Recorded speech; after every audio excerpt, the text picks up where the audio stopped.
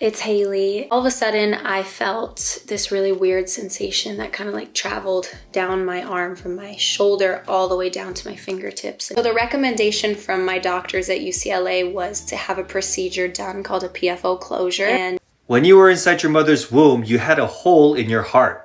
Here's a regular adult heart, and for simplicity's sake, just know there's a left side and a right side. The right side of the heart takes all the deoxygenated blood and pumps it to the lungs. The lungs then oxygenate it and then send it to the left side of the heart, and from here it gets pumped to the rest of the body. When you were inside your mother's womb, your lungs don't work because there's no air to breathe. So your oxygenated blood comes from your mom via the placenta.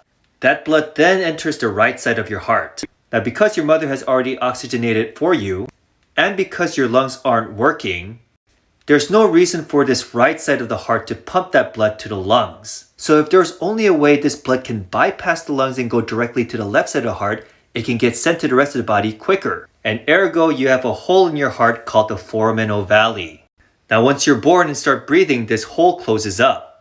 But there's a small percentage of you where it still remains open. Most of the time it causes no problems and you live a regular life. Now it becomes a problem if you're prone to blood clots, especially those that come from the veins of your leg. Little chunks of that clot can go through the foramen ovale, go to the brain and cause a stroke, and that's what was happening with Haley Bieber.